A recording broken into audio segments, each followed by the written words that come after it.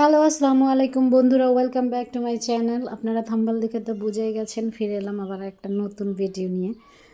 আজকের ভিডিওটা হচ্ছে সজনে ডাঁটা দিয়ে বড় ট্যাংরা মাছ দিয়ে তরকারি রান্না করবো এই ভিডিও। তো সাথে আলু দিব। তো আমি আবার সজনে ডাঁটা রান্নার ভিতরে এত বেশি পাকাপোক্ত না, আমার আম্মুই যা করে। এই জন্য আম্মুকে বললাম, আম্মু সজনে পরিষ্কার করে নিলে আবার আমি এগুলো ধুইয়া দিলাম একটু। ধোয়া দাইটা আমিই করি বরাবরের মতো, মানে আমি পরিষ্কার করে দিই আর কি, ধুয়ে টুয়া। তা আমি ভালো মতন এই যে এগুলারে ঘুষা ধোয়া টোয়া খুঁড়া নিলাম। এখন ঘষাঘষি শেষ হইলে, ধোয়া শেষ হইলে তারপরে উঠাই নিব। এই যে দেখেন ভালো মতন ধুলাম, এটার মধ্যে অনেক ময়লা ছিল, আমি আরেকবার ধুইলাম।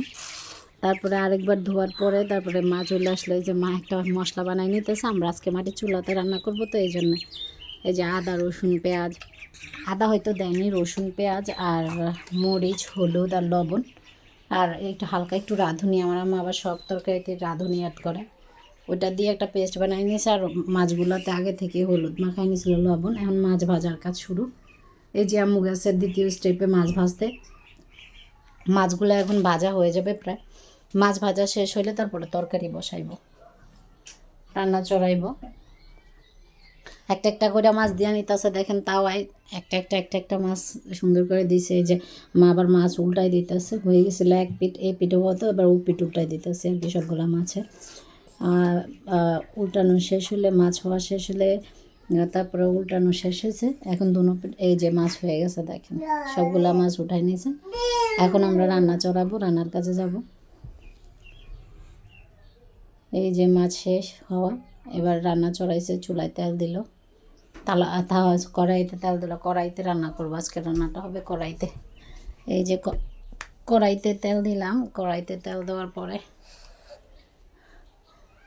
মশলাগুলো যে মশলাগুলো ছিল ওটাতে একটু পানি দিয়ে মিক্স করে নিতেছে, কারণ যাতে পুড়ে না যায়। মশলা পুড়ে গেলে আবার তরকারি মজা থাকে না। এই যে মশলা দিয়ে নিছে, এখন মশলাটারে ভালো মতন কষাই নেবে, কষাইতে যখন পানি ছেড়ে দিবে মশলা দিয়া, তখন ওইটার মধ্যে আলু, তারপরে গিয়ে হচ্ছে সজনে ডাঁটা, ওইগুলা অ্যাড করবো। তো মশলা কষানো শেষ হওয়ার পরে দেখি মশলাটারে মা মিক্স করে নিতেছে ভালো মতন। আর এর সাথে এই যে দেখেন তেল দিয়ে পানি ছেড়া, মশলা থেকে তেল ছেড়া দিয়েছে। এখন দেখেন যে আলু অ্যাড করে নিছে, আলুটারে একটু সিদ্ধ করার পরে তারপরে গিয়ে হচ্ছে সজনে ডাঁটাটা মা দিয়ে দিবে। এই যে সজনে ডাঁটা দিয়ে ইচ্ছা মতন এই যে পিট করে মশলার সাথে মিলাইতেছে। আপনারাও এরকম মশলার সাথে মিলাইবেন ইচ্ছা মতো, যতক্ষণ পারবেন আর কি। মশলার সাথে মিলে হালকা একটু পানি দেওয়া দিবে, যাতে নিচে দিয়া না পুড়ে না লাগে। এই জন্য এই যে আম্মা একটু হালকা একটু পানি দিয়ে নিলাম আমার আম্মু। এখন এটারে ভালো মতন লাইড়া নিবে, লাড়ার পরে যখন সিদ্ধ হওয়া পর্যন্ত আর কি। এই যে সজনে ডাঁটা সিদ্ধ হয়ে গেছে, দেখেন আলু সব সিদ্ধ হয়ে গেছে। এখন আমার আম্মু ঝোল দিয়ে দিল পরিমাণ মতো আর কি। আপনারা যে ডু পছন্দ করেন ওই ডু দিয়ে নেবেন আপনাদের ইচ্ছা মতো। যে ভিজা খাইলে একটু বেশি, আর যদি শুকনো খাইতে চান তাহলে একটু কম দিয়ে। এখন আমার মা এই যে মাছগুলা দিয়ে সুন্দর মতো গার্নিশিং করতেছে, এই পিট করে ছড়াই দিতেছে সবগুলারে। এইভাবে দেওয়ার পরে 10-15 মিনিট মতো এটারে বলক আনবে। বলকটা আনার পরে গিয়া তরকারিটা আমাদের কমপ্লিট হয়ে যাবে।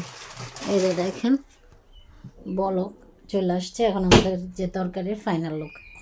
আলহামদুলিল্লাহ, দেখতে অনেক সুন্দর হয়েছে, খেতেও মজা হয়েছে। আপনারা সবাই এভাবে খাবেন আর চ্যানেলটা সাবস্ক্রাইব করবেন। আসসালাম।